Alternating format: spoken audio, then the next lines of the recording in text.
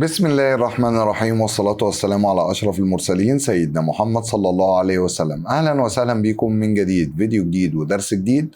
هنشرح النهاردة تابع الإنشاءات الهندسية، آخر درس في منهج هندسة الصف الأول الإعدادي.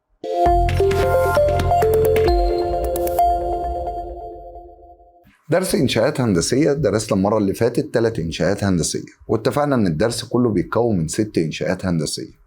خدنا 3 المرة اللي فاتت، اللي هو إنشاء عمودي على مستقيم من نقطة خارج المستقيم أو لا تنتمي للمستقيم، وإنشاء عمودي على مستقيم من نقطة تنتمي إلى المستقيم، وإنشاء محور تماثل للقطعة المستقيمة أو منصف للقطعة المستقيمة.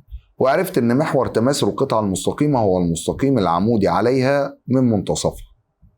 واتفقنا المرة اللي فاتت إن أهم إنشاء هندسي في ال3 دول هو إنشاء محور تماثل لقطعة مستقيمة، وده بيتكرر كتير جدا في الامتحانات. النهاردة هنكمل ال3 إنشاءات الهندسية التانيين، وهم بيتكونوا من إنشاء منصف لزاوية معلومة، إنشاء زاوية مطابقة لزاوية، إنشاء مستقيم يوازي مستقيم آخر مرا بنقطة لا تنتمي لهذا المستقيم. طب واحدة واحدة كده، وجهز أدواتك الهندسية وتعالى نبدأ مع بعض وامشي ورايا خطوة بخطوة. الإنشاء الرابع إنشاء منصف لزاوية معلومة. هحتاج المسطرة، وهحتاج طبعا المنقلة طالما هشتغل على الزوايا، وطبعا البرجل لا غنى عنه. دول كده الأدوات الهندسية الأساسية اللي أنا هستخدمها أو هحتاجها النهاردة.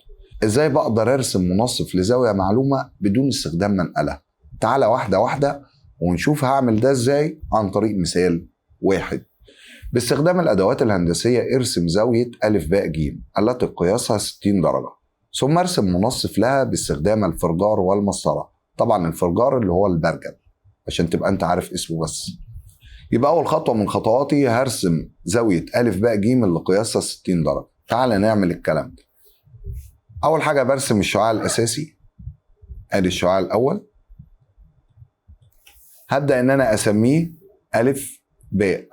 طبعا باء هنا بتمثل لي رأس الزاوية لأنها الرمز المتوسط ما بين أ وج. بعد كده هجيب المنقلة بتاعتي، ادي المنقلة. هظبط مركز المنقلة عند النقطة باء، وابدأ اعد على المنقلة من اتجاه الألف.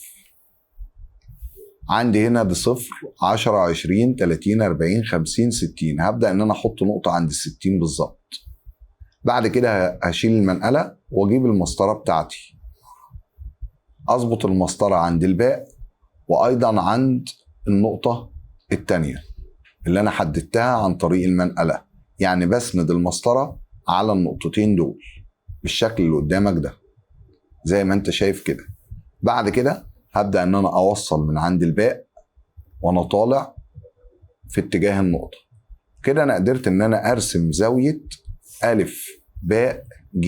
يبقى هبدأ ان انا احدد هنا كده ج، والزاوية دي عرفت ان قياسها 60 درجة باستخدام المنقلة. ظبطتها وقستها 60 درجة. طيب بعد كده جه الدور على استخدام البرجل. هو انا ازاي يا استاذ عن طريق البرجل هقدر انصف الزاوية دي؟ ده انا المفروض امسك المنقلة واستخدمها واقيس 30 واقيس 30 واقوم جاي قاسم الزاوية. قال لي لا، البرجل بيقدر يعمل لي منصف للزاوية بدون استخدام المنقلة، وهنشوف ازاي دلوقتي. اول خطوة هبدأ امسك البرجل واركز بيه عند النقطة ب. بعد كده بفتحة مناسبة. يعني ايه برضو كلمة بفتحة مناسبة؟ بحيث لما ارسم قوس كده يقطع لي ضلعين الزاوية. هل لما ارسم على الوضع اللي انا عامله قدامك ده كده هقطع ضلعين الزاوية؟ قال لي لا طبعا. فابدأ ان انا اصغر فتحة البرجل بتاعتي وابدأ ان انا ارسم قوس يقطع ضلعين الزاوية. بعد ما رسمت القوس وقطع ضلعين الزاوية هبدأ احدد نقط التقاطع. انا عندي نقطة يا استاذ قطع هنا وقطع الضلع التاني هنا، يبقى قطع الضلع الاول هنا وقطع الضلع التاني هنا. هبدأ اجيب البرجل تاني واظبط فتحة البرجل على قد نقطتين التقاطع. يعني اقف عند نقطة التقاطع الاولى والسن الرصاص يكون عند نقطة التقاطع التانية، وابدأ هنا قصاد منتصف الزاوية اعمل قوس بنفس فتحة البرجل احافظ عليها واقف عند نقطة التقاطع التانية، وابدأ ارسم قوس يقطع القوس الاولاني بالشكل اللي قدامك ده. بعد كده هجيب المسطره والقلم الرصاص بتوعي وابدا ان انا اوصل من عند الراس باء لنقطه التقاطع بالشكل اللي انت شايفه ده. هل يا استاذ انا كده خلصت؟ انا كده فعلا خلصت، وقسمت الزاويه لزاويتين متساويتين في القياس، واكد لك دلوقتي باستخدام المنقله. ادي المنقله ظبطتها اهو. لو انت جيت بصيت على الزاويه الاولى من هنا لحد هنا هتلاقيها واقفه عند ال 30، والزاويه الثانيه من 30 لحد ال 60، يعني كل زاويه فيهم عباره عن 30 درجه. يبقى انا قسمت الزاويه ورسمت منصف للزاويه باستخدام البرجل. الانشاء الهندسي ده من الانشاءات الهندسيه المهمه جدا اللي بيتكرر برضه في قلب الامتحان، هو والانشاء الهندسي الثاني اللي جاي بعده. تعال نشوف الانشاء الهندسي اللي بعده. خامسا، انشاء زاويه مطابقه لزاويه معلومه بدون استخدام المنقله. يعني يا استاذ انا هرسم زاويه مطابقه لزاويه هو مديها لي، بس من غير ما استخدم المنقله في الزاويه الثانيه، هستخدم فيها البرجل. مثال 2 بيقول لي ارسم زاويه ا ب ج التي قياسها 70 درجه. يبقى اول زاويه هرسمها باستخدام المنقله ب 70 درجه عادي جدا. ثم ارسم زاويه س ص ع المطابقه لها باستخدام الفرجار. يعني في زاويه س ص ع مش هستخدم المنقله، هبدا ان انا استخدم البرجل بتاعي عشان اعمل زاويه مطابقه لزاويه ا ب ج. طب واحده واحده كده يا استاذ، وابدا. ادي الزاويه الاولى، ادي الشعاع بالشكل ده، وده هسميه ا ب. وطبعا هنا الزاويه اسمها ا ب ج، يعني باء هي راس الزاويه. طب بعد كده هجيب المنقله بتاعتي، اركز عند الباء بالظبط، وابدا اعد. انا عايزها كام؟ 70 درجه. يبقى هاجي احدد، هقول 0 10 20 30 40 50 60 70. رسمت هنا، حددت الزاويه 70 هنا عند النقطه دي. شيل المنقله بتاعتك وابدا وصل باستخدام المسطره والقلم الرصاص. انا هنا هوصل مباشره لان انا عندي خطوط مستقيمه اكني بستخدم مسطره وقلم رصاص بالظبط. حددت اتجاهها. بالنسبه لك طبعا انت بالمسطره والقلم الرصاص زي ما عملت لك في الرسمه الاولى هتبدا توصل الباء بالنقطه اللي احنا حددناها اللي هي ج. طبعا الزاويه هنا قياسها 70 درجه باستخدام المنقله واسمها. ازاي بقى هقدر اعمل زاويه مطابقه لهذه الزاويه؟ تعالى واحده واحده لما نشوف. اول حاجه هبدا اعمل الشعاع الاول الاساسي في الزاويه اللي هو ده. باستخدام مسطرتك هتعمل الشعاع ده. الشعاع الاساسي عندي هيبقى اسمه س ص. س ص، طبعا ص هي راس الزاويه فعشان كده حددتها هنا. بعد كده هبدا ان انا استخدم البرجل بتاعي عشان اقدر ارسم زاويه مطابقه باستخدام البرجل. هقف عند الباء وبفتحه مناسبه هبدا ان انا اعمل قوس يقطع ضلعي الزاويه اللي فوق. بنفس فتحه البرجل هاجي اقف عند الصاد اللي هي راس الزاويه الجديده، ونفس القصه هعمل قوس يقطع الضلع اللي مرسوم معايا. طب انا كده يا استاذ رسمت القوسين. بعد كده حدد نقط التقاطع الجديده بتاعتك. انت كده عملت 3 نقط تقاطع، نقطتين تقاطع على الرسمه الاساسيه هنا، ونقطه تقاطع على الرسمه الجديده اللي هي الزاويه المطابقه. هبدا اجيب البرجل بتاعي تاني وافتحه على قد نقطتين التقاطع في الزاويه الاساسيه. يعني هكبر البرجل بتاعي بالشكل ده كده لحد ما يوصل لنقطه تقاطع التانيه. كده انا فتحت البرجل السن الحديد عند نقطه التقاطع الاولى والسن الرصاص عند نقطه التقاطع الثانيه. هجيب البرجل بتاعي واقف بيه عند نقطه التقاطع اللي انا حددتها هنا، وابدا ارسم قوس يقطع القوس الاول في نقطه زي ما انت شايف كده بالظبط. بعد ما حددت القوس دوت ابدا وصل الضلع الثاني بالزاويه زي ما انت شايف كده بالشكل ده.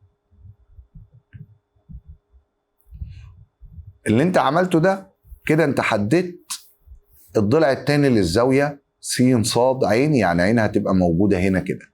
لو قست الزاويه دي هتلاقيها 70 درجه، يبقى انت قدرت ترسم زاويه مطابقه لزاويه باستخدام البرجل. طب تعالى نتاكد. جبت المنقله بتاعتي وقفتها هنا عند الصاد. لو لاحظت ان الزاويه بتاعتك هنا هتكون 70 درجه بالظبط زي ما انت شايف كده. طيب انا كده رسمت زاويه مطابقه لزاويه. طب تعالى نشوف الانشاء الهندسي السادس وركز فيه معايا. الانشاء الهندسي السادس هو رسم مستقيم من نقطه معلومه موازيا لمستقيم معلوم. مثال 3 هنا هيوضح الإنشاء الهندسي السادس. ارسم أ ب خط مستقيم، ثم ارسم النقطة ج حيث ج لا تنتمي لأ ب. يعني هترسم خط مستقيم اسمه أ ب، ادي الخط المستقيم اللي اسمه أ ب. طبعا الخط المستقيم ملوش طول، فبرسمه على قد ما بقدر ارسمه عادي مفيش فيه مشكلة. حدد نقطة ج لا تنتمي للمستقيم أ ب. ادي عندي ولتكن الجيم هنا مثلا، وادي الألف وادي الباء، ادي الجيم. جيم كده لا تنتمي للمستقيم يعني بعيد عن المستقيم. ومن النقطة ج يعني من عند النقطة ج دي بقى ارسم ج د خط مستقيم موازيا للمستقيم أ ب. من عند النقطة ج سيادتك هترسم خط مستقيم يوازي الأ ب. طب هعمل ايه في ده؟ تعال اما اقول لك وجهز ادواتك وخطوة بخطوة معايا. أول حاجة يا أستاذ هعمل خط مستقيم بيقطع النقطة ج، بيمر بالنقطة ج وبيقطع الخط المستقيم أ ب زي اللي انت شايفه قدامك ده بالظبط. كده انت سيادتك رسمت مستقيم.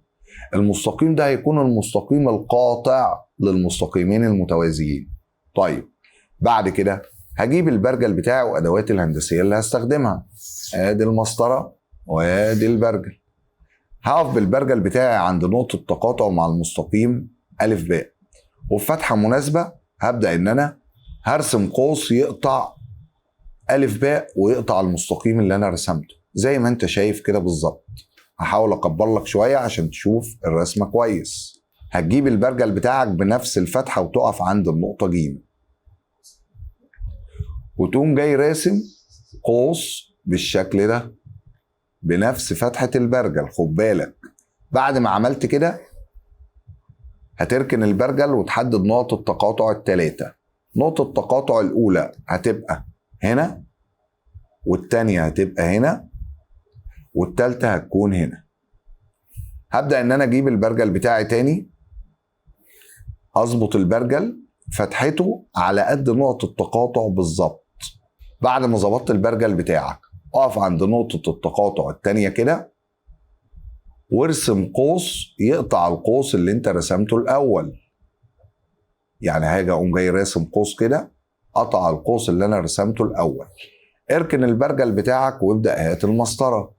جبت المسطرة، هتقف هتحدد بالظبط المسطرة بتاعتك على نقط تقاطع القوسين مع بعض وايضا على النقطة ج، وابدأ ارسم المستقيم بتاعك اللي انت عايز ترسمه بالشكل اللي انت شايفه قدامك ده. طبعا احنا اتفقنا ان المستقيم ده هيكون اسمه ج د. ادي الجيم، هنحدد هنا النقطة د، يبقى ده المستقيم الموازي لأ ب. عرفت منين ان هو بيوازي؟ اللي احنا عملناه يا جماعة في الشكل الهندسي اللي قدامنا، احنا حددنا الزاوية دي كده ورسمنا زاوية مطابقة ليها هنا، بحيث يبقى الزاويتين دول بيساووا بعض وهما في وضع تناظر، الكلام اللي كنا بنقوله في التوازي.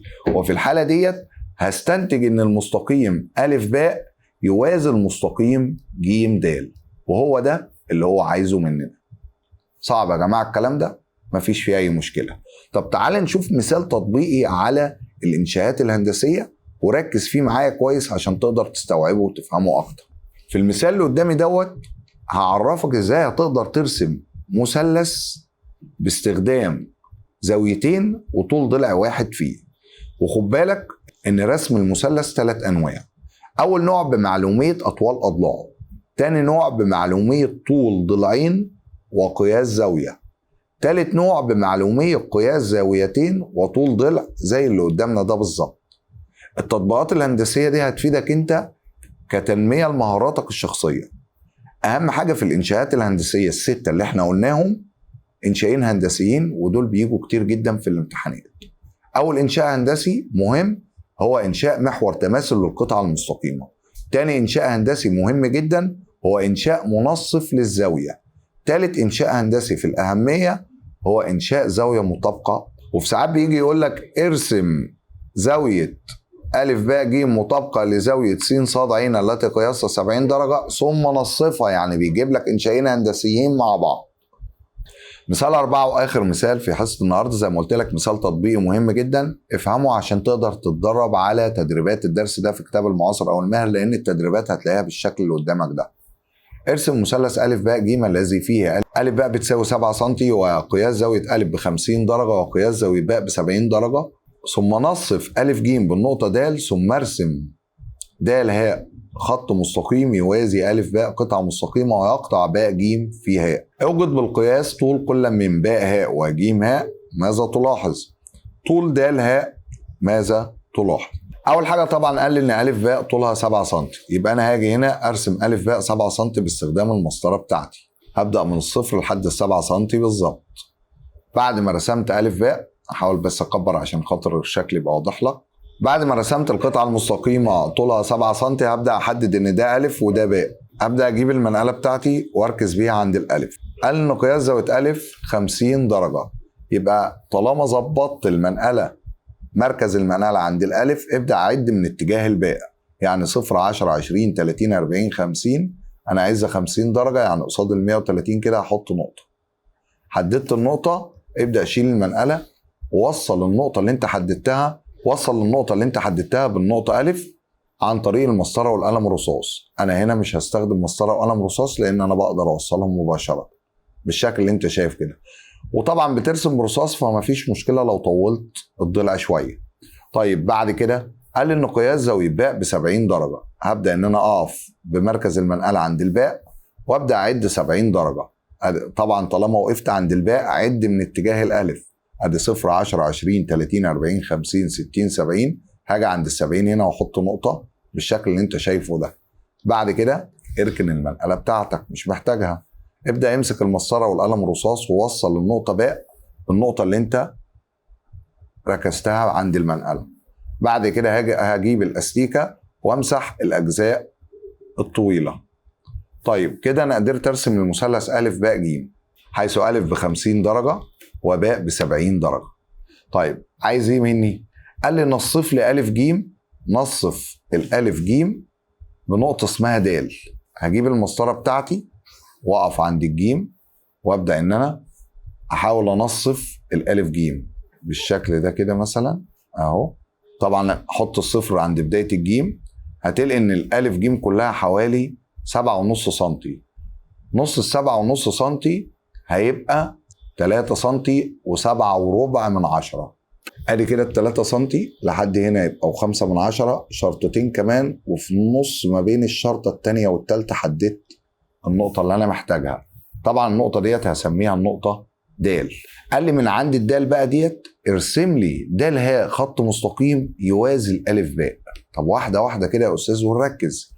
هو انا عايز هنا ارسم مستقيم بيوازي مستقيم تاني من نقطه لا تنتمي للمستقيم. اول خطوه كنت بعملها كنت برسم مستقيم بيمر بالنقطه اللي لا تنتمي للمستقيم وبيقطع المستقيم ا باء او القطعه المستقيمه ا باء. ده انا مش هرسمه ليه؟ لان هو كده كده مرسوم قدامي اللي هو الجيم ا. طب بعد كده هبدا اجيب البرجل بتاعي واقف عند الالف واظبط فتحه مناسبه. لما ارسم قوس يقطع لي الالف باء في نقطه ويقطع لي الالف دال في نقطه بالشكل اللي انت شايفه قدامك ده. بنفس فتحه البرجل هقف عند الدال واعمل قوس برضو يقطع الدال جيم واكبره شويه لتحت كده. بعد كده هحدد نقطه التقاطع، يعني هاجي هنا في عندي نقطه تقاطع اولى هنا ونقطه تقاطع تانية هنا ونقطه التقاطع الثالثه هنا. هجيب البرجل بتاعي تاني وابدا اظبطه على قد الدال وعلى قد نقطه التقاطع اللي تحت اللي هي دي بالشكل ده. بعد ما فتحت البرجل بتاعي على قد نقطه التقاطع هرجع اقف عند نقطه التقاطع الثالثه اللي فوق واعمل قوس يقطع القوس اللي انا رسمته من شويه بالشكل اللي انت شايفه قدامك ده.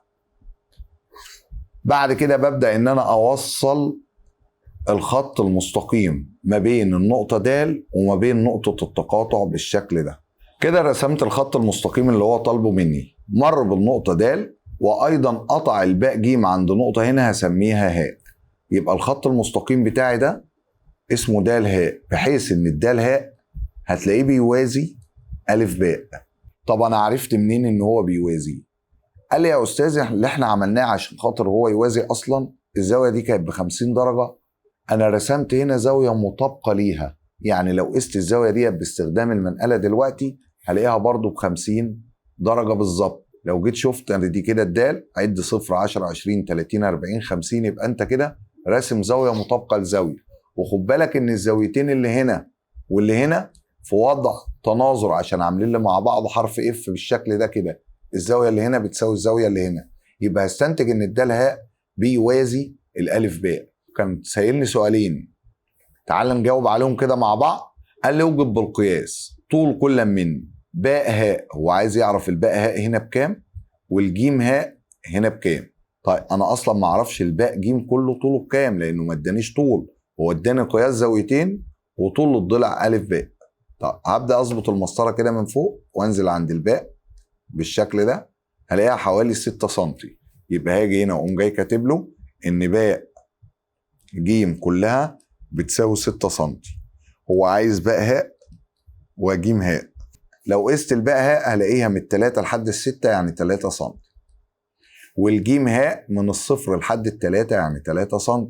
يعني معنى الكلام ده هستنتج ان هاء منتصف الباء جيم، والكلام ده هناخده في نظريه في الترم الثاني في الهندسه ان شاء الله بالنسبه للصف الاول الاعدادي. طيب عايز ايه تاني؟ عايز طول الدال هاء. تعال نشوف طول الدال هاء بكام. ادي المسطره ظبطتها وقفت عند الصفر، هلاقي ان طول الدال هاء من الصفر لحد التلاتة ونص، يعني دال هاء بتساوي 3.5 سم. طيب انت مش واخد بالك من حاجه؟ مش انت عندك الالف باء كلها على بعضها ب7 سم لما جينا رسمناها؟ طب ما هو معنى ان الالف باء ب7 سم يبقى الدال هاء بتساوي نص طول الالف باء. يبقى انا ملاحظ ان دال هاء بتساوي نص الالف باء.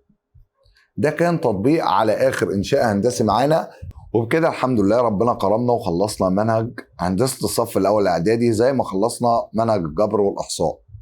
بعد ما خلصنا منهج الهندسه ان شاء الله هنبدا سلسله المراجعات، وان شاء الله مراجعاتنا ما بيخرجش منها امتحان الهندسه.